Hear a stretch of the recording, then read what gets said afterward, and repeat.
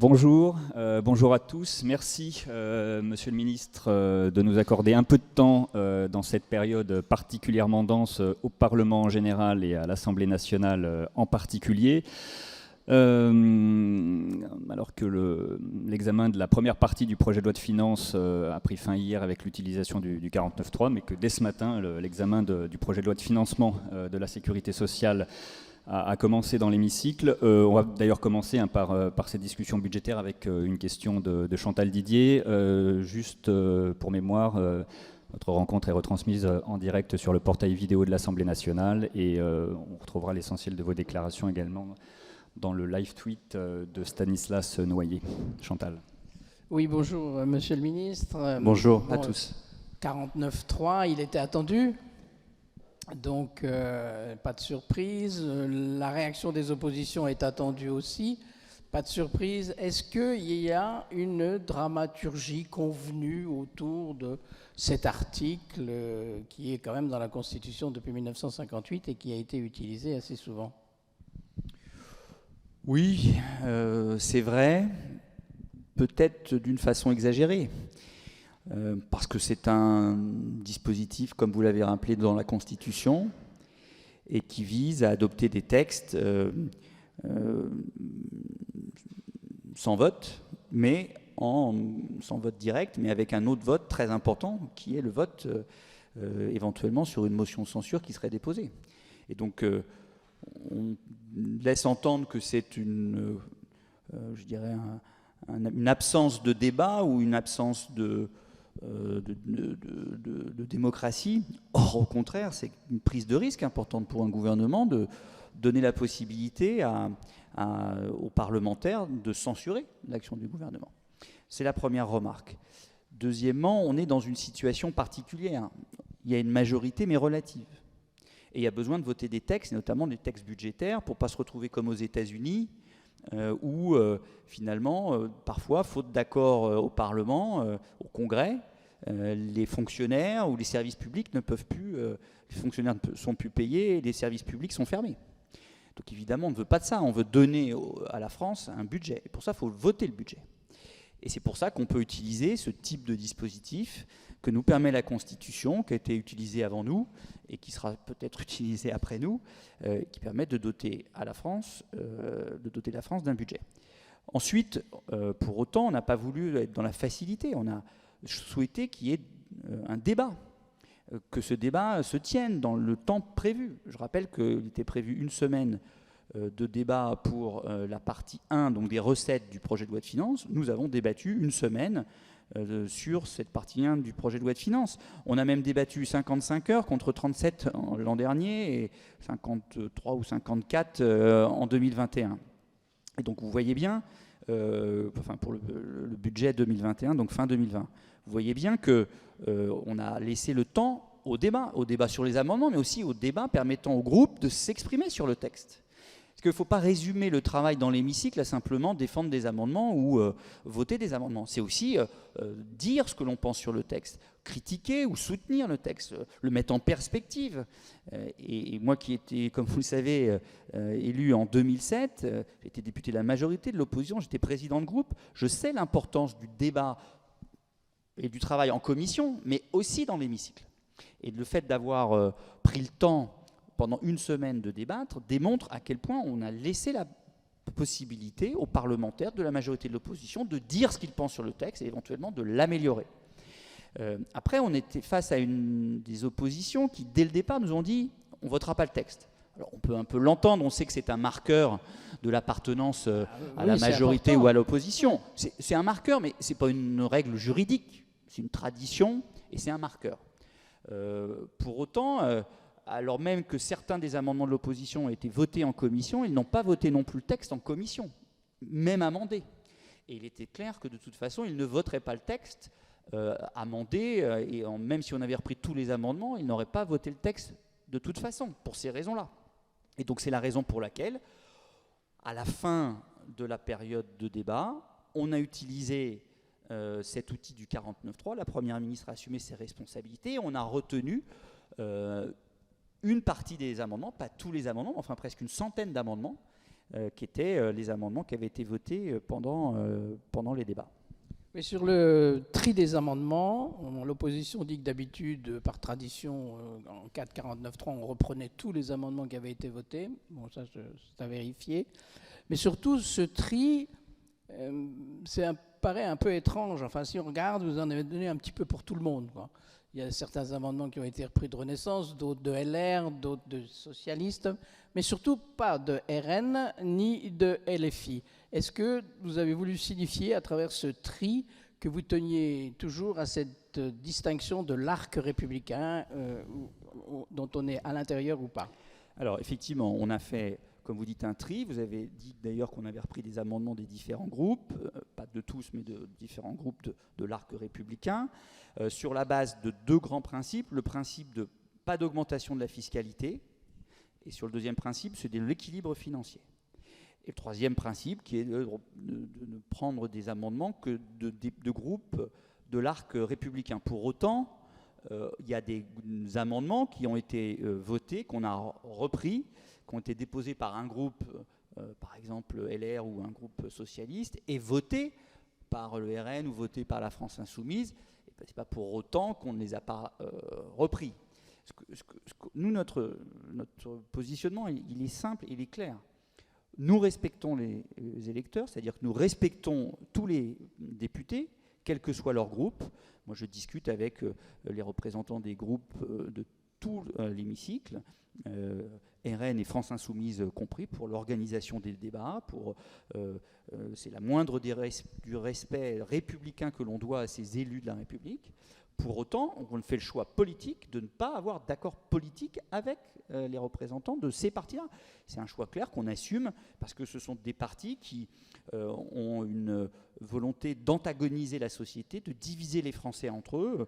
Pour certains, c'est toujours la faute des immigrés. Pour les autres, c'est toujours la faute des riches ou des entreprises. Comme M. Mélenchon dit que les chefs d'entreprise sont des parasites. Il l'a dit clairement pendant sa campagne électorale. Quand on écoute des représentants des Français Insoumis, c'est toujours les riches qui sont à la cause de tous les maux. Et quand c'est le RN, c'est toujours l'immigration et les immigrés qui sont à la cause de tous nos maux. Et donc, on a fait un choix qui est celui-là, qui est clair. Et quand on regarde les amendements, on a repris effectivement des amendements de tous les partis, sauf ceux qui étaient initiés spécifiquement par ces partis-là, ces groupes-là. L'amendement de Jean-Paul Mattei, le président du groupe démocrate, sur les superdividendes, lui, n'a pas été repris. Ça avait été annoncé assez rapidement. Est-ce que c'est uniquement parce qu'il envoyait un signal contradictoire avec la politique gouvernementale en matière de fiscalité, alors que ça ne concernait potentiellement qu'un petit nombre de très grandes entreprises? Ou est-ce que c'est aussi une façon, comme l'a dit, semble-t-il, Elisabeth Borne devant le groupe Renaissance hier, c'est une façon de montrer qu'au sein de la majorité, il ne pouvait pas y avoir de primes aux échappés solitaires? Non, je crois que c'est important que dans la majorité, particulièrement, il y ait le plus possible en amont un travail qui nous permet d'avoir la position la plus unitaire possible. Après, c'est aussi l'avis du Parlement. Dans une majorité, il y a des groupes différents qui peuvent avoir, évidemment, à un moment donné, des couleurs ou des propositions différentes. Et ça, il faut le respecter. Et moi qui étais président d'un groupe à l'Assemblée nationale dit constructif, qui n'était pas toujours exactement sur la même ligne que le groupe La République En Marche ou le groupe Modem, je serais mal placé pour dire l'inverse. Pour autant, le gouvernement a aussi la possibilité de dire quelle est sa ligne et les sujets sur lesquels il veut rester très ferme. Et la ligne du gouvernement, c'est le cœur de notre stratégie économique depuis 2017. C'est d'améliorer la compétitivité du pays en baissant la fiscalité des entreprises. Et pas en les augmentant, en les baissant. Et d'ailleurs, dans ce budget-là, à nouveau, nous baissons la fiscalité des entreprises en supprimant la moitié de ce qui reste de la CVAE pour améliorer la compétitivité des entreprises, pour baisser les impôts dits de production, qui reste un des éléments où on est, par rapport à un certain nombre de concurrents européens, notamment allemands, encore mal placé. J'étais, avant d'être ministre délégué en charge des relations avec le Parlement, ministre du commerce extérieur et de l'attractivité. Je sais à quel point cet élément-là est encore un élément qui nous pénalise dans le choix que font un certain nombre de groupes internationaux lorsqu'ils veulent choisir un territoire pour installer leurs entreprises ou leurs structures en Europe. Et donc oui, on va continuer cette politique qui fonctionne, puisqu'elle nous a permis ces dernières années d'avoir une des croissances de la zone euro les plus fortes, qui nous a permis de baisser fortement le chômage, de devenir le pays depuis 3 ans le plus attractif d'Europe en termes d'investissement étranger sur notre sol. Et on veut continuer de cette politique qui fonctionne et qui était efficace. Et c'est pour ça qu'on n'a pas retenu cet amendement. Pour autant, on a retenu d'autres amendements du groupe MoDem, par exemple l'amendement sur l'impôt des sociétés sur les PME, qui vise à baisser pour certaines PME l'impôt sur les sociétés, parce que là, ça va vraiment dans le sens de ce que l'on souhaite en matière de compétitivité. Le 49.3 qui a été décrété hier met fin à la première lecture de la première partie du budget à l'Assemblée nationale, mais son parcours législatif va néanmoins se poursuivre. Gérard Larcher, notamment au Sénat, Gérard Larcher, le président du Sénat, était l'invité de France Info ce matin. Il a évidemment été interrogé sur le budget. Il a considéré que d'un point de vue macroéconomique, il était peut-être déjà un peu obsolète en termes de prévision de croissance, puisque ce budget table sur 1% de croissance l'année prochaine. Il y a un débat sur ce chiffre-là. Et par ailleurs, il a indiqué que le Sénat serait évidemment très attentif dans ce budget au traitement des collectivités territoriales.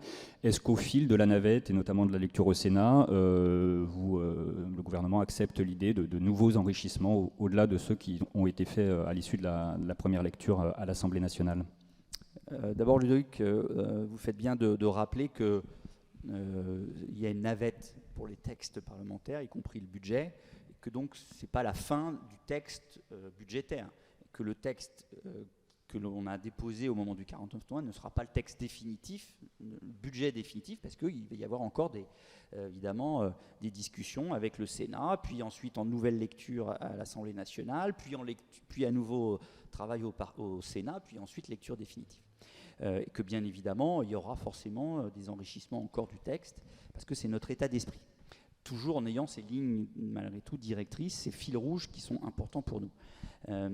Et donc, oui, bien évidemment, sur les collectivités locales ou sur les autres sujets, on est ouvert à voir de quelle manière on peut encore améliorer les choses. Je rappelle quand même que sur les collectivités territoriales, c'est la première fois qu'il y a une telle évolution, une telle augmentation de la DGF depuis des années.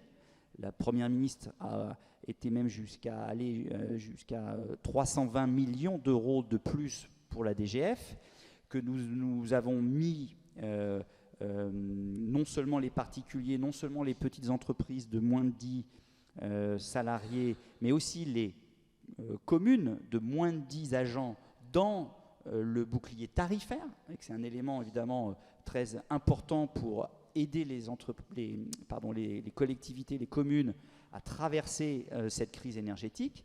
Et nous avons, sur la base d'un amendement travaillé par Horizon et par le groupe Renaissance, retenu dans le texte du PLF un dispositif filet, un peu dans l'esprit de celui qui avait été voté pour 2022 dans le PLFR, pour les collectivités qui seraient particulièrement pénalisées par l'augmentation de leurs dépenses énergétiques. Je crois que c'est un geste fort et qui montre à quel point le gouvernement et la majorité, et pas seulement le Sénat, même si le Sénat l'est aussi, est très attaché à accompagner les collectivités territoriales dans cette période difficile pour elles. Sur la prévision de croissance, vous assumez c'est quoi, c'est de l'optimisme, du volontarisme de la part du gouvernement ? Non, écoutez, on a effectivement tenu compte, malgré tout, à la fin de la préparation du budget, de l'évolution des perspectives. Nous sommes convaincus que la stratégie politique que nous avons choisie, que j'ai rappelé tout à l'heure, le choix que nous faisons dans la lutte contre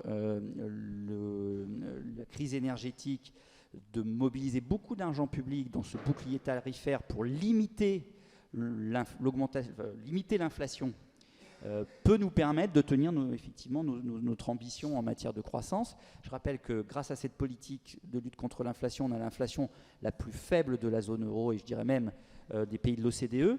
On est à 6% aujourd'hui quand les Allemands sont à plus de 10, voire 11, et les Néerlandais sont à 17%. Je vous donne un exemple, un grand pays qui est un pays avec lequel on est en compétition dans bien des secteurs d'activité, ils sont à 17% d'inflation, pendant que nous, on est à 6%. Alors c'est vrai que c'est 46 milliards en 2023 d'investissement pour ce bouclier tarifaire. 46 milliards qu'on mobilise d'argent public pour financer ce bouclier tarifaire pour les entreprises, pour les particuliers, pour les petites entreprises et les communes, et les petites communes. J'en profite pour dire d'ailleurs que ce bouclier tarifaire, il est en grande partie financé par un dispositif de captation des rentes des sociétés énergétiques, nonobstant ce qu'on a mis dans le texte, qui est un amendement issu des travaux européens qu'on a intégré dans le texte du projet de loi de finances, qui va rapporter en gros 7 milliards d'euros. Mais nonobstant ça, on a 30 milliards d'euros de recettes prévues, à peu près 30 milliards d'euros prévus par les dispositifs de captation des rentes sur les entreprises énergétiques, à travers le dispositif AREN notamment pour l'électricité, mais aussi pour ce qui concerne les entreprises d'énergie renouvelable, pour capter les bénéfices supplémentaires qu'elles vont faire en 2023, étant donné le prix très haut de l'électricité, et alors même que nous avons garanti pour ces entreprises ENR, d'énergie renouvelable, de production d'énergie renouvelable, un prix minimum pour les inciter dans le passé à investir dans ces énergies renouvelables. Donc on ne peut pas gagner à chaque fois, on ne peut pas avoir un prix garanti quand les prix sont bas et profiter complètement de la hausse quand les prix sont très forts. Et c'est pour ça qu'on avait anticipé.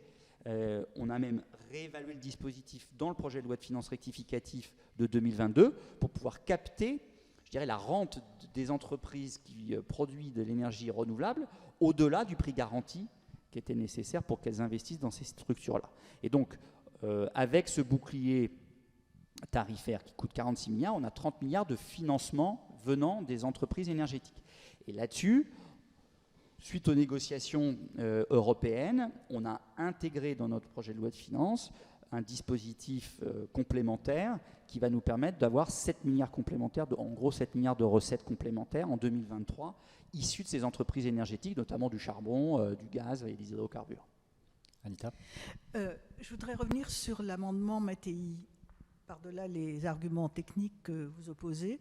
Quelle lecture politique faites-vous de cette démarche, et notamment au regard des déclarations de François Bayrou qui pense éventuellement à 2027 ? Alors, c'est pas que technique, hein, c'est aussi vraiment une stratégie de politique économique. C'est vraiment, et il ne faut pas sous-estimer ça. C'est vraiment le cœur même de notre stratégie économique. Le Choose France du président de la République, c'est le cœur de sa stratégie, faire en sorte que dans notre pays, les entreprises aient le meilleur cadre possible pour se développer, pour embaucher, pour investir pour l'avenir. C'est pour ça qu'on a cette politique-là, c'est pour ça qu'on a fait le quoi qu'il en coûte, c'est pour ça qu'on a fait le plan de relance, c'est pour ça qu'on fait France 2030, c'est pour accompagner nos entreprises dans les différentes transitions, leur permettre de se développer dans le pays, d'investir, d'embaucher, de former. Et ça, c'est vraiment pas quelque chose d'anodin, c'est pas simplement un positionnement politique, premièrement. Deuxièmement, encore une fois, il peut y avoir pour des partis de la majorité, avec les groupes qu'ils ont dans les différentes chambres du Parlement, des spécificités et des différences peut-être avec le groupe majoritaire ou le parti majoritaire qui est Renaissance aujourd'hui. Dont acte, ça fait partie aussi de la vitalité d'une majorité. Et je pense qu'une majorité, si elle a besoin aussi de cette vitalité, de représentation, de ces sensibilités, et que le MoDem, notamment Jean-Paul Mattei, parce que vous parlez de François Bayrou, je vais y revenir, mais Jean-Paul Mattei, moi je le connais depuis plusieurs années, il a toujours été très sensible sur ces questions de fiscalité d'entreprise. Bon, voilà, c'est quelque chose auquel il croit beaucoup. Nous, on a un arbitrage différent au niveau du gouvernement pour les raisons que j'ai évoquées. Et donc, il ne faut pas y voir forcément une stratégie présidentielle de François Bayrou quand c'est ce président de groupe et les députés du groupe qui défendent un amendement à l'Assemblée nationale. Et encore une fois, tant mieux s'il y a une vitalité de la majorité, ça fait partie de sa richesse. Enfin, sur les élections présidentielles, franchement, peut-être que les uns et les autres ont dans leur tête ou je ne sais où une stratégie présidentielle, mais franchement, là déjà, essayons de régler les problèmes auxquels sont confrontés nos compatriotes à court terme. Et j'ai entendu François Bayrou encore récemment, et pour moi, il n'y avait pas là derrière ces expressions une stratégie 2027, mais la volonté de résoudre avec son regard les problématiques de nos compatriotes, même si son regard peut peut-être parfois être un peu différent de celui du gouvernement d'Elisabeth Borne à un moment donné. Brigitte. Oui, dans ce projet de budget, il y a un bouclier tarifaire pour l'électricité et le gaz, mais quand même, les prix vont augmenter de 15%. Il y a une inflation qui sera à 5%, c'est ce qu'a dit Bruno Le Maire aussi cette année. Il y a des charges de copropriété qui vont nécessairement assez fortement augmenter, les aides pour le carburant qui vont s'arrêter. Est-ce qu'il y a assez de mesures pouvoir d'achat dans ce budget-là? Est-ce que vous ne craignez pas une nouvelle rentrée sociale en janvier? Alors d'abord, notre stratégie économique, elle est sur la compétitivité, mais elle est aussi sur le travail et sur notre capacité à aller vers une société du plein emploi. Et que la question du pouvoir d'achat, premier, c'est de permettre à tout le monde d'avoir un emploi et mécaniquement de contraindre aussi les entreprises à avoir des politiques salariales attractives pour garder, voire attirer des nouveaux salariés. Et c'est la raison pour laquelle on mobilise beaucoup d'énergie sur cette stratégie plein emploi. C'est pour ça qu'on a fait la réforme de l'assurance chômage qui a été votée récemment à l'Assemblée nationale, qui ira au Sénat. C'est pour ça qu'on a lancé la réforme du service public de l'emploi avec la France Travail. C'est pour ça qu'on est mobilisé pour réformer la formation professionnelle. C'est pour ça que l'on souhaite aussi, c'est une des raisons pour lesquelles on souhaite réformer le système de retraite. Il y a d'abord pérenniser son financement, mais aussi augmenter le taux d'emploi dans notre pays, notamment l'emploi des seniors. Ça, c'est vraiment le cœur de notre stratégie pour le pouvoir d'achat. Après, on a mis en place un certain nombre de dispositifs dans le projet de loi de finances rectificatif et dans le projet de loi pouvoir d'achat pour donner une boîte à outils aux entreprises pour aller plus loin dans le pouvoir d'achat des salariés. C'est pour ça qu'on a doublé le plafond de la loi de la prime de partage de la valeur, la prime Macron. C'est pour ça qu'on donne la possibilité de monétiser des RTT. C'est pour ça qu'on a baissé les cotisations sur les heures supplémentaires, etc., etc. C'est pour donner vraiment une rémunération supplémentaire pour rémunérer mieux le travail. C'est pour ça qu'on incite les entreprises à, quand elles le peuvent, parce qu'elles ne peuvent pas toutes, parce qu'il y en a certaines qui sont en difficulté, et d'avoir des augmentations massives de salaire rajouterait de la difficulté à la difficulté des entreprises, mais qu'on incite celles qui le peuvent à augmenter leur salaire dans une discussion avec les organisations syndicales ou les représentants du personnel. Et c'est la raison pour laquelle on a un système en France qui permet par exemple automatiquement d'avoir une revalorisation du SMIC. Je rappelle quand même qu'en 2022 le SMIC a été revalorisé de 8%, c'est-à-dire au-dessus de l'augmentation de l'inflation. Sur un an le SMIC a été revalorisé de 8%, ce qui mécaniquement crée de la tension aussi dans la grille d'évolution des salaires et des minimums salariaux dans les branches d'activité. Et donc on incite les branches, d'ailleurs beaucoup de branches d'activité ont commencé des négociations pour revaloriser aussi les minima garantis en fonction des échelons et des grades. Ça c'est vraiment notre stratégie. Ensuite il n'y a pas que les salariés, il y a aussi les autres Français. C'est la raison pour laquelle on a augmenter les fonctionnaires avec l'augmentation de 3,5 des fonctionnaires. C'est pour ça aussi qu'on a indexé les retraites avec 4% d'augmentation des retraites. Et c'est donc une stratégie globale pour accompagner le pouvoir d'achat de nos compatriotes qui passe par une stratégie autour du travail, des outils pour que les entreprises augmentent la rémunération de leurs salariés quand elles le peuvent, et aussi accompagner les retraités et les fonctionnaires face à cette inflation. Oui, vous êtes ministre des Relations avec le Parlement dans un contexte très sensible que tout le monde connaît, c'est une majorité relative pour l'exécutif, mais en contrepartie, on voit aussi qu'il y a beaucoup moins de disciplines de groupe au sein des différents groupes et notamment au sein des Républicains.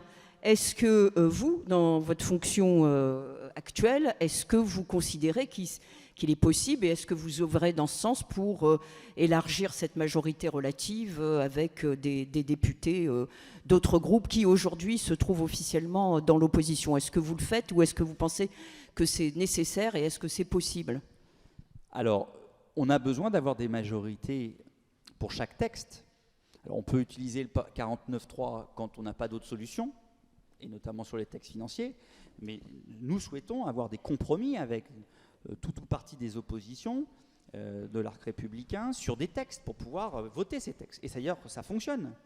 Ça fonctionne puisque vous avez vu qu'en juillet, on a eu un texte voté sur 4 textes votés.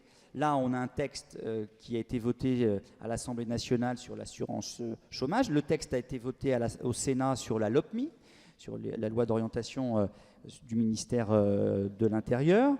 Et donc, nous avons su trouver des députés de l'opposition qui ont voté le texte. En l'occurrence, sur le dernier texte, ce sont des députés LR. Et nous travaillons d'abord entre députés. Moi, on a toujours dit qu'on souhaitait, et on a incité les députés de la majorité à rentrer en contact avec les députés de l'opposition pour, dans ce travail de commission, essayer de trouver les voies de passage et de compromis sur les textes. En lien avec le gouvernement, bien sûr, et le ministre au fond, mais c'est important que ce soit d'abord les députés. Et ça fonctionne. Regardez le travail exceptionnel qui a été fait sur le PLFSS, sur le PLF aussi, ce qui a été fait sur la loi travail, avec des amendements qui ont été travaillés entre députés, en commission et aussi dans l'hémicycle. Écoutez, moi j'ai discuté beaucoup avec des députés de l'opposition qui ont reconnu qu'il y avait un vrai travail qui a été fait en commission, notamment là, pourquoi je dis que PLFSS, parce que je viens de rencontrer des députés là-dessus justement, et franchement il y a eu un bon travail de fait. Donc ça c'est un premier point qui est important, c'est d'abord les députés. Et puis ensuite, évidemment, à mon niveau, j'échange beaucoup avec les présidents de groupe. La Première ministre aussi échange beaucoup avec les présidents de groupe. Je rappelle quand même qu'elle a déjà rencontré les présidents de groupe, j'étais à ses côtés, à 3 reprises depuis juillet, ce qui est assez inédit. Et donc c'est vrai que majoritairement, on travaille avec les présidents de groupe, les représentants des groupes, pour voir de quelle manière, nous, à notre niveau, on peut avoir des voies de passage sur les textes. On n'est pas dans du débauchage individuel de députés ici ou là. Moi, j'ai été, comme vous, un peu étonné de lire certains députés d'ailleurs qui se considéraient dans un groupe technique et pas dans un groupe politique. J'avoue que j'ai été un peu surpris, mais c'est assez révélateur des différentes positions qu'il y a parfois au sein des LR et des différentes, alors je ne dis pas stratégie, mais en tout cas, lignes politiques chez LR. Mais nous, on ne rentre pas trop là-dedans, on essaye simplement de convaincre les oppositions et de trouver les voies de passage avec les oppositions sur les textes. On voit bien que par exemple sur la loi sur l'assurance chômage, tout de suite les socialistes et les Verts nous ont dit là vous n'allez pas, même si on modifie ici à la marge le texte, on ne votera pas ce texte. Donc on a effectivement plus travaillé avec les LR, même si on a été à l'écoute de ce que nous ont dit les autres groupes, et on a eu un texte voté avec les LR. Et on va continuer comme ça sur tous les textes. Il y a le texte sur les énergies renouvelables qui va être discuté au Sénat d'abord et ensuite il reviendra à l'Assemblée. Là, il va falloir aussi qu'on trouve les voies de passage. C'est un texte compliqué. On est tous à peu près convaincus de la nécessité sauf peut-être le groupe RN, ce qui est d'ailleurs assez dingue, de développer et d'accélérer le développement des structures de production d'énergie renouvelable. Après, c'est de savoir comment en termes d'acceptabilité locale, de respect de la nature, de respect de la biodiversité, de respect des paysages, respect de la proximité vis-à-vis des habitants de ces territoires. Bon, il y a beaucoup de sujets à voir et on va essayer de trouver les voies et moyens pour y arriver. Mais clairement, on n'est pas, nous, dans une stratégie de débauchage de députés, on est dans une stratégie de négociation, de compromis, d'ouverture devant les Français, en toute transparence, pour avoir des majorités sur les textes que l'on présente à l'Assemblée nationale ou au Sénat. Sur la réforme des retraites, par exemple, quand l'heure sera venue, est-ce que vous pensez qu'il est possible de trouver les voies et moyens pour éviter, sur cette réforme importante et symbolique, un 49.3, justement, avec des discussions avec le groupe Les Républicains ici, qui peut faire office de groupe charnière avec la majorité sénatoriale de droite. Est-ce que sur cette réforme, sur laquelle on a déjà beaucoup évoqué l'hypothèse d'un 49.3, vous pensez que c'est évitable ? Écoutez, oui, nous travaillons, comme sur tous les textes, à ce qu'il puisse y avoir une voie de passage et un compromis sur ce texte-là. Je rappelle quand même que le président de la République et la Première ministre ont souhaité mettre en place une nouvelle méthode pour arriver à ces compromis. Ça ne se fait pas comme ça. C'est en prenant plus le temps de discussion avec les oppositions, avec la majorité aussi, mais avec les oppositions, en amont du texte, avant même qu'il soit présenté en Conseil des ministres. C'est pour ça, par exemple, qu'on a fait les dialogues de Bercy, où Bruno Le Maire et Gabriel Attal ont reçu tous les groupes pour échanger et discuter. C'est pour ça qu'on n'a pas fait de session extraordinaire pour donner plus de temps entre la présentation des textes en Conseil des ministres et la discussion au Parlement. Et donc, on a donné du temps aux députés et aux sénateurs pour pouvoir travailler ces textes qui arrivent à l'ordre du jour là, en octobre au Sénat ou à l'Assemblée nationale. C'est pour ça qu'on fait des textes plus courts. Et c'est aussi pour ça que, pour la réforme des retraites, on a souhaité prendre le temps de la concertation, bien sûr avec les organisations syndicales, et Olivier Dussopt travaille avec les différentes organisations syndicales sur le texte, et c'est la raison pour laquelle la Première ministre a reçu avec Olivier Dussopt et moi-même les présidents de groupe, et que Olivier Dussopt va continuer, et puis moi aussi en contact permanent, à recevoir et à travailler avec les groupes sur les différents sujets qui sont sur la table, pour essayer d'avoir un texte qui soit le plus consensuel possible, en restant évidemment sur évidemment le cœur du texte, qui est le rallongement de l'âge de départ, enfin le report de l'âge de départ en retraite, légal de départ en retraite, et en améliorant le texte pour qu'il soit plus juste, pour qu'il prenne mieux en compte l'égalité entre les femmes et les hommes, qu'il prenne mieux en compte le travail des seniors, qu'il soit bref un texte plus juste et plus efficace. Stanislas. Stanislas Noyer, journaliste indépendant. Vous avez, l'Assemblée a commencé à débattre du PLFSS ce matin. On dit déjà qu'il ferait l'objet d'un dépôt de 49.3 d'ici la fin de la semaine. Est-ce que vous pouvez nous en dire plus là-dessus? Et si jamais il y avait une motion de rejet qui était adoptée ce matin, qu'est-ce qui se passe? Est-ce que le texte repart au Sénat? Là, alors, la motion de rejet a été repoussée, donc comme ça, ça règle le problème. Et deuxième, remarque, c'est un peu logique, c'est compliqué de dire il faut débattre et en même temps de voter une motion de rejet pour pas débattre. Bon. Premièrement. Deuxièmement, vous le savez, sur ces textes financiers, pour discuter des dépenses, il faut avoir voté les recettes, ce qui est logique. C'est quand même compliqué de se dire voilà ce qu'on va dépenser si on ne sait pas ce qu'on va toucher, ce qu'on va recevoir. Et donc c'est pour ça qu'à la fin du processus de débat sur la partie 1 recettes du projet de loi de finances, on a utilisé le 49.3 pour avoir une adoption de cette partie-là, pour pouvoir ensuite discuter de la partie 2 fin de semaine prochaine. À partir de la fin de semaine prochaine. Et puis, en ce qui concerne le PLFSS, il y a la partie 1, il y a 4 parties, la partie 1, partie 2, au début d'après-midi, puis la partie 3, sur les recettes. Clairement, il faudra bien qu'on ait un vote sur la partie 3 des recettes, après un débat. Alors, on veut que ce débat soit utile. On ne veut pas débattre pour débattre. On ne veut pas que ça soit un simulacre de débat. On ne veut pas que ça soit une espèce de chaos ou de bordel organisé. On veut que ça soit utile, que les oppositions s'expriment, même vigoureusement, même d'une façon offensive, mais en respectant le débat, en respectant la majorité, et en ayant la possibilité que, par exemple, le gouvernement et la majorité puissent s'exprimer sur ce qu'il y a dans le texte, et pas simplement sur, par exemple, des amendements qui ont été rajoutés hors du texte, ce qu'on appelle les articles non rattachés. Vous voyez, donc il faut que ce débat soit utile. Si il y a de l'obstruction, ou si c'est la course à l'échalote du coût politique ou de la dépense supplémentaire, hors du champ des possibles, d'après nous, à ce moment-là, on prendra nos responsabilités vite. Pour autant, si le débat peut être fécond, si le débat se tient correctement, on prendra le temps du débat, sachant que vous savez que les motions de censure qui sont à défendre, s'il y a des motions qui ont été déposées, il y a déjà une motion qui a été déposée, donc il va falloir discuter de cette motion de censure, ensuite avoir un vote, ça prend du temps, ça prend beaucoup de temps. Et donc c'est potentiellement autant de temps de moins sur le débat, sur le fond du texte.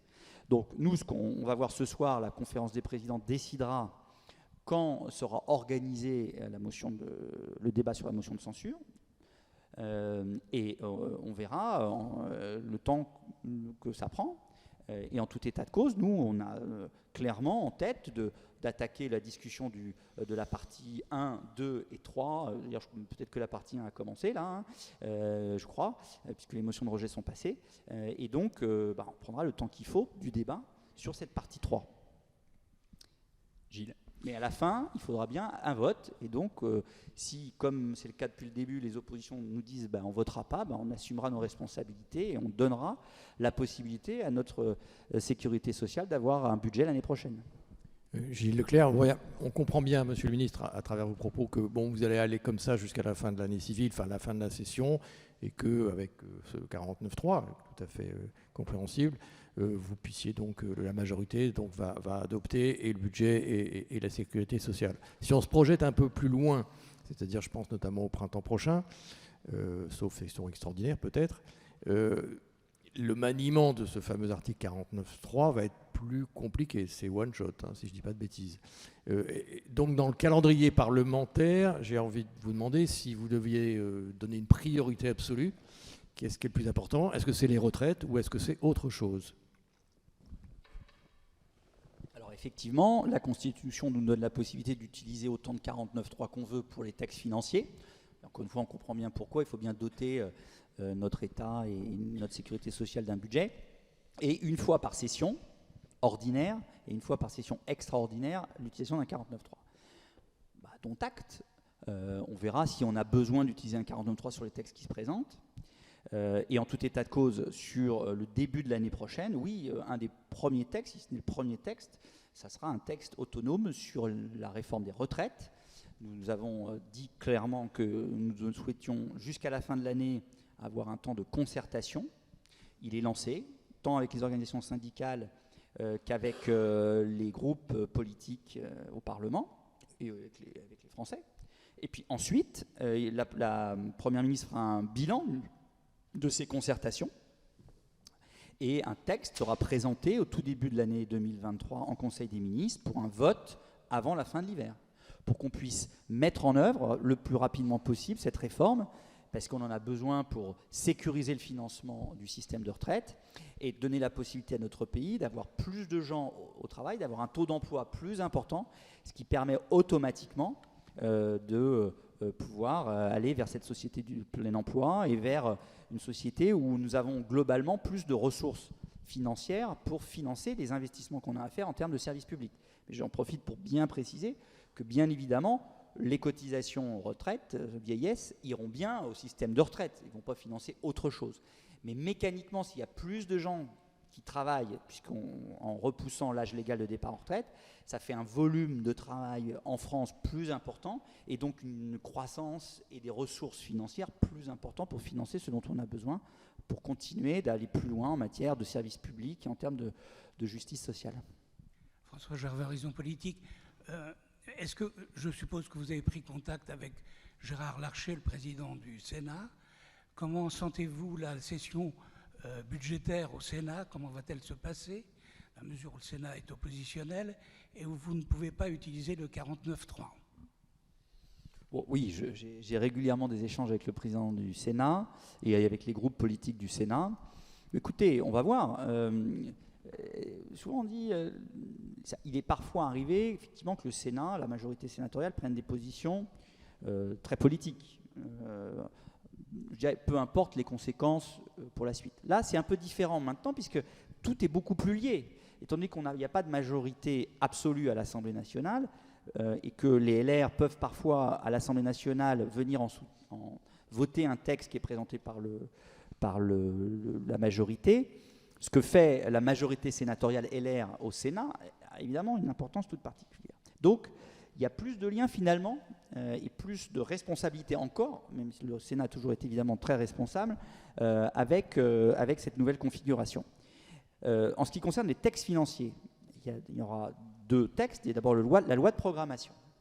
Et ensuite, il y a le projet de loi de finances. Vous savez que cette loi de programmation va être votée la semaine prochaine, même si elle a été beaucoup détricotée dans les débats, elle va être votée la semaine prochaine en vote solennel, ici à l'Assemblée nationale, et on verra ce que va faire le Sénat. Mais nous disons en responsabilité au Sénat de regarder de quelle manière ce texte de loi de programmation, c'est-à-dire en gros donc, quel est le cadre de maîtrise des dépenses publiques et de gestion publique pour les 5 années prochaines, la France se dote. C'est un point important parce que c'est regardé par l'Europe, c'est regardé par les marchés financiers, c'est donc un point important. Puis ensuite, il y aura le projet de loi de finances, et ensuite, ce projet de loi de finances va revenir à l'Assemblée nationale, où là, on verra ce qu'on garde ou pas de ce texte issu du Sénat.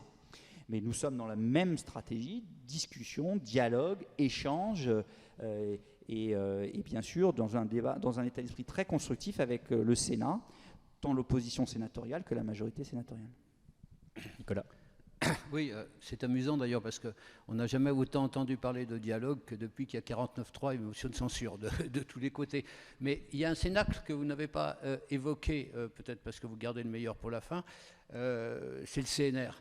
dire comment vous le concevez, comment vous l'articulez avec le Parlement?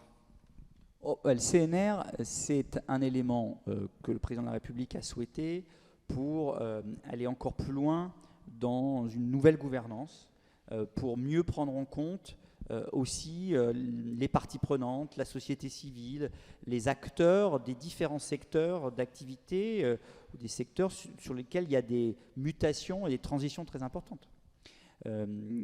C'est, je crois, un élément auquel il tient beaucoup, qui est au cœur de sa campagne électorale. Je rappelle que le président a comme signature ou slogan de sa campagne « Avec vous », la conviction très forte qui est la sienne de la nécessité de renforcer tous les moyens qui permettent de mieux associer les Français à la décision et à la compréhension de la décision et à la préparation de la décision.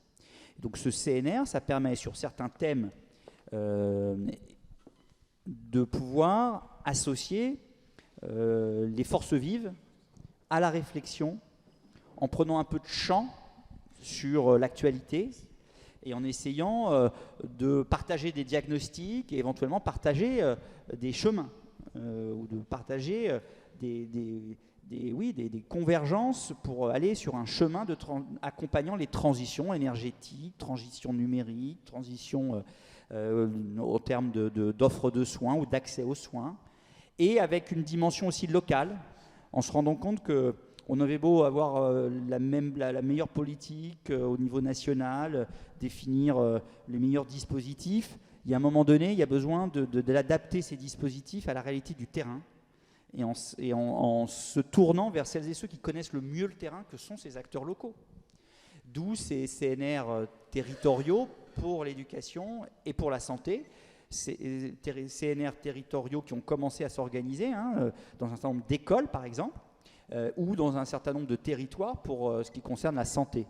Par exemple, en ce qui concerne la santé, lutter le mieux possible contre la désertification médicale et voir sur un territoire quelle est la meilleure offre de soins et comment on rapproche et on va vers celles et ceux qui ont besoin de cette offre de soins. C'est le fameux aller vers.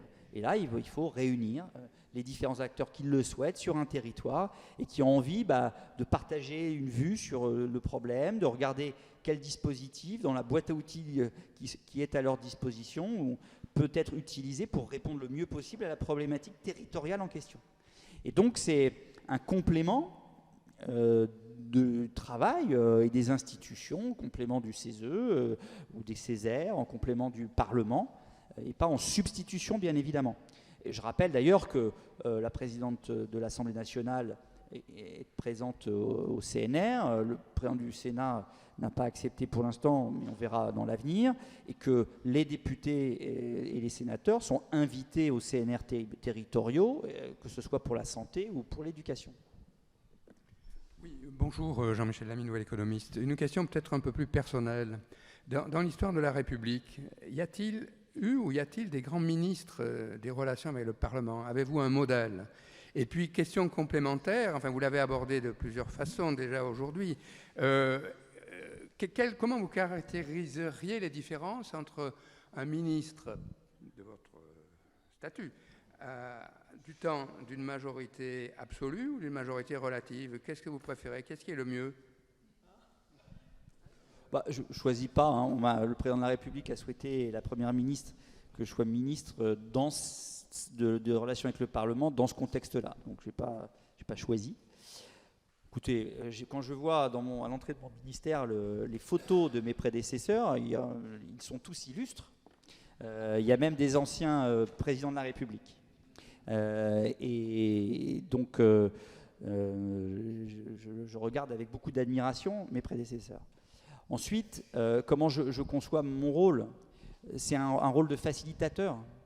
C'est un rôle qui vise à faire en sorte que ce soit le plus fluide possible entre le gouvernement et le Parlement, que cette nouvelle méthode voulue par la Première ministre et le Président puisse concrètement se mettre en œuvre, que les députés et les sénateurs aient le sentiment qu'ils sont respectés, écoutés, pris en compte par le gouvernement, par les ministres, par la Première ministre, et par tout le gouvernement. Et que l'organisation de travaux soit la plus facile possible pour que le travail parlementaire soit le plus fructueux possible. J'ai l'expérience, encore une fois, de député de la majorité, député de l'opposition. J'étais rapporteur de textes qui n'étaient pas toujours simples. J'ai, rappelez-vous, été le rapporteur de la loi Hadopi, où j'ai expérimenté un certain nombre de subtilités de l'organisation de la vie parlementaire, le fameux coup du rideau notamment. J'ai même vécu des motions de censure du Conseil, des censures du Conseil constitutionnel avec des changements de fondements juridiques sur le texte, etc. lors de cette discussion du texte. J'ai été président de groupe, je suis président de parti, j'ai été ministre, j'ai fait voter 7 textes quand j'étais ministre de la Culture. Et donc c'est vrai que cette expérience-là, j'essaye de la mettre au service de cette fluidité, de cette bonne relation entre le gouvernement et le Parlement, en veillant, comme je disais tout à l'heure, en respectant les groupes, respectant les députés, quelle que soit leur couleur politique, parce que c'est respecter aussi les Français, et puis en essayant de faire en sorte de trouver les voies et moyens pour que notre pays puisse avoir les meilleures réponses aux problèmes auxquels il est confronté, et que les textes proposés par le gouvernement puissent être votés, que les propositions de loi qui sont pertinentes, à notre avis, puissent être votées, et puis que les PPL, même si elles ne sont pas pertinentes, si elles sont votées par l'Assemblée nationale et le Sénat, puissent être votées dans de bonnes conditions. C'est ça le rôle tel que je le conçois, et je dois dire que pour l'instant, j'entretiens vraiment des bonnes relations avec les présidents de groupe, les présidents de chambre, que ce soit de la majorité et de l'opposition, et que j'essaye de faire en sorte que tous les députés ou les sénateurs qui auraient des griefs vis-à-vis du gouvernement puissent avoir une réponse la plus précise possible et la plus adaptée possible. En même temps, on a l'impression que quels que soient les camps, tout le monde a souligné plutôt la qualité du débat qui a pu avoir lieu. Nous, comme observateurs, je trouve qu'on s'est moins ennuyé que sous le quinquennat précédent, presque, sur cette loi de finances. On a vu arriver des débats qui ont porté sur les modes d'action de Greenpeace sur les centrales nucléaires ou des débats sur les abattoirs, qui d'habitude étaient dans la société mais ne venaient pas à l'Assemblée. Donc du coup, de ce point de vue-là, on a l'impression que les débats s'est amélioré, mais il y a aussi encore peut-être un effort à faire encore de la part du gouvernement. J'ai en tête là un député de la majorité qui me disait que peut-être que le gouvernement aurait pu plus souvent sous-amender, donc faire preuve de plus d'écoute encore vis-à-vis des parlementaires. Est-ce qu'il n'y a pas un problème de différence? Il reste encore 2 types de culture au sein de votre majorité. Il y a une vision d'une république parlementaire à améliorer, ou sinon on restera dans une république présidentielle dictée par l'Élysée. Oui. Bon, d'abord, on est dans la 5e République. Il y a une constitution qui donne des pouvoirs effectivement forts au président de la République et à l'exécutif. Bon, voilà. Après, il y aura le temps de la réflexion sur les institutions. Vous savez que le président de la République souhaite lancer une commission transpartisane. Le Sénat a créé un groupe de travail. Il y a une mission d'information qui va être lancée à l'Assemblée nationale. Yael Braun-Pivet l'a rappelé. Et donc, il y aura ce temps, je dirais, de réflexion sur les institutions, des équipes de pouvoir, d'ailleurs tant au niveau de l'exécutif, du législatif, mais aussi des collectivités. Il y a un gros travail à faire qui va être lancé. Il y a peut-être un travail à faire aussi sur le règlement intérieur de l'Assemblée nationale et du Sénat, particulièrement de l'Assemblée nationale, pour tenir compte de cet équilibre des pouvoirs différents de ce qu'on a la plupart du temps connu. Et on voit bien que notre règlement intérieur, peut-être parfois, pourrait être amélioré. Et je crois que d'ailleurs, ça sera peut-être le temps d'y réfléchir, de tirer les enseignements de ce nouvel équilibre. Et ensuite, il faut qu'on fasse avec la Constitution telle qu'elle est aujourd'hui, nos institutions telles qu'elles sont, et les règlements intérieurs tels qu'ils sont. Et je trouve qu'il y a des améliorations, et d'ailleurs les députés le reconnaissent, et les sénateurs aussi, dans la façon dont le gouvernement travaille avec le Parlement. Mais il faut peut-être aller plus loin, oui, et je ne dis pas qu'on fait tout bien, à la fois moi à titre personnel, mais aussi certains de mes collègues, et que les changements de culture, d'ailleurs pas simplement des ministres, mais aussi des cabinets, mais aussi des administrations, méritent peut-être d'aller encore plus loin, et j'en disconviens absolument pas. Et toutes les bonnes idées sont à prendre, avec toujours une obsession, c'est la qualité du débat, et que ce débat soit utile, c'est utile quand chacun s'exprime sur un sujet, parfois avec force. Vous avez rappelé un certain nombre de débats qui étaient effectivement de bon niveau et qui ont permis de montrer les positions différentes, les convictions différentes, sans s'invectiver, sans être dans le désordre pour le désordre, comme ça a été trop souvent le cas d'un certain nombre de groupes à l'Assemblée cet été. Moi, je sens des modifications de comportement, en tout cas d'attitude ou de façon de concevoir le travail parlementaire ou le débat parlementaire. Et je trouve que ça va dans le bon sens, oui. Et c'est pour ça que quand j'entends, et c'est assez contradictoire, certaines oppositions nous critiquent en disant passez en force et vous auriez, c'est du prix, vous auriez dû sortir votre 49.3 tout de suite puisque de toute façon vous l'avez mis à la fin. Ben non, le fait d'avoir laissé le temps du débat, ça a permis ces débats-là.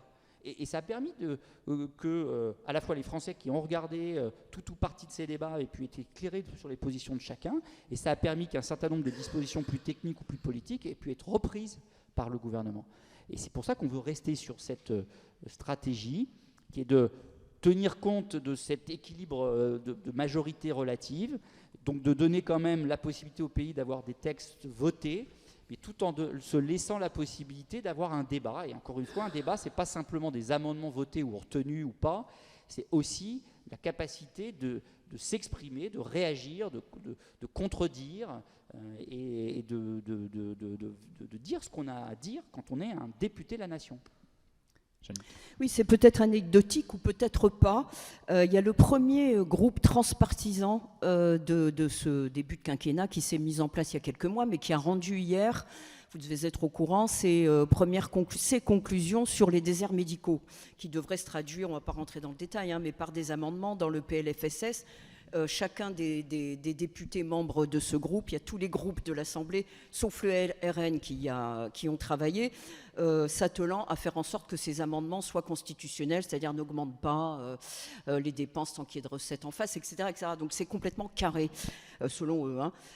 Est-ce que vous, ministre des Relations avec le Parlement, est-ce que vous, pour donner des gages justement à votre travail de facilitateur et de cette volonté de co-construction, vous pourriez appuyer ce genre d'initiative en facilitant le passage de ces amendements, ce qui pourrait donner peut-être justement une coloration plus constructive à ce début de quinquennat qui, comme rappelaient mes collègues, est quand même marqué par un premier 49.3.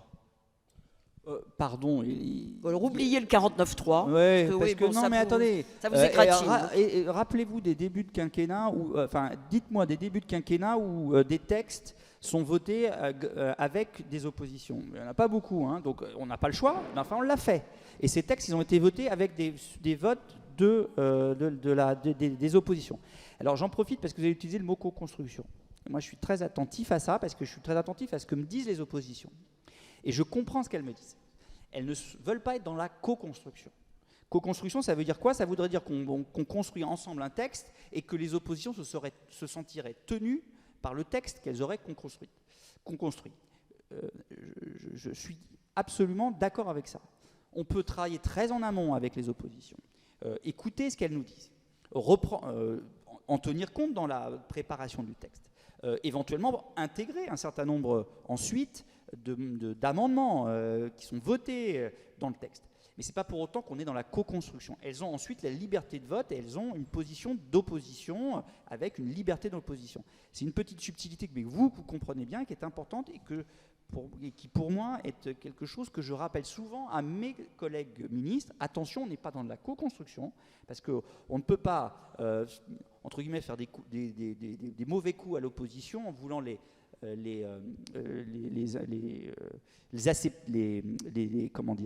neutraliser, les neutraliser avec ce type de manières qui seraient des mauvaises manières. Mais une fois qu'on a dit ça, bien évidemment, groupe de la majorité, groupe de l'opposition, groupe transpartisan, contribution individuelle ou pas, amendement, on écoutera évidemment toutes les idées, on les regardera, certaines seront votées dans les textes et ça sera comme ça sera le texte, et puis d'autres qu'on reprendra si c'est dans le cadre d'un 49.3, qu'on reprendra avec une ouverture d'esprit très importante, parce qu'on est dans un état d'esprit constructif. Ça me va bien, j'ai toujours été comme ça, et c'est très bien puisque c'est exactement la ligne du gouvernement. Et donc, sur ces questions, en plus, toutes particulièrement difficiles des déserts médicaux, vous savez, c'est quand on est sur le terrain, quand on est en campagne, on était en campagne législative, c'est le premier sujet qui est arrivé aux oreilles de peu près tous les candidats dans toutes les circonscriptions de France. Encore plus dans un certain nombre de territoires qui sont très sinistrés. Mais c'est une des préoccupations majeures de nos compatriotes, et on peut le comprendre. Se soigner, avoir accès à un médecin, c'est quand même quelque chose d'absolument fondamental.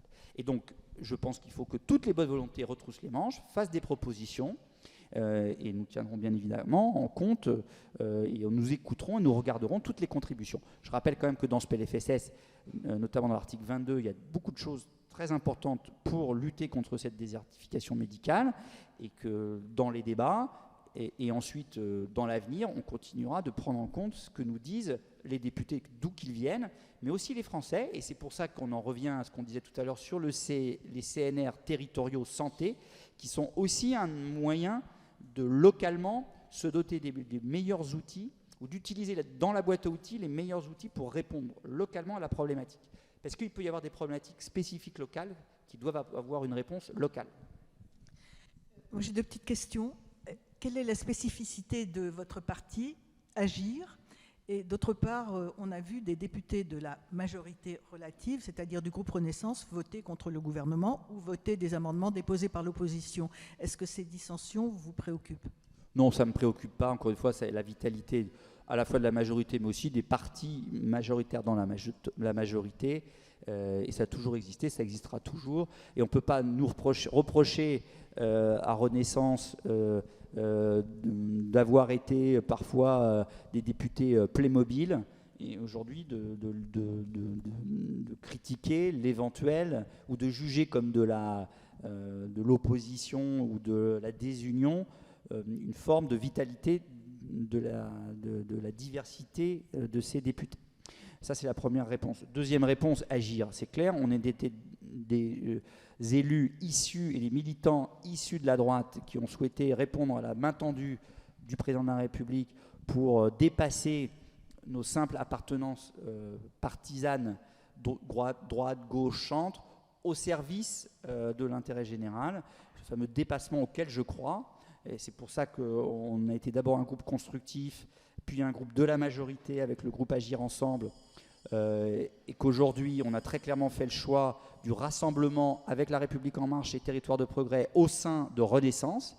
Donc moi je suis très fier d'appartenir aujourd'hui à Renaissance, d'être secrétaire général délégué de Renaissance en charge des élections, c'est-à-dire que je vais présider les commissions d'investiture de Renaissance et que je suis le secrétaire général en charge des élections, délégué en charge des élections au sein de Renaissance. Et donc Agir est une sensibilité, un parti associé au sein de Renaissance, mais partie prenante complète de Renaissance.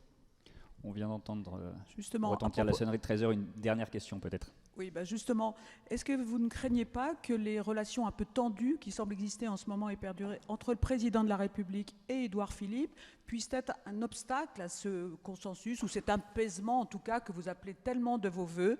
Voilà, quel est votre sentiment là-dessus? Écoutez, moi j'essaie de juger sur pièce. Oui, je juge sur pièce. Et les relations sont excellentes avec le groupe Horizon. J'entretiens des relations particulièrement bonnes avec Laurent Marcangeli, que je connais depuis des années.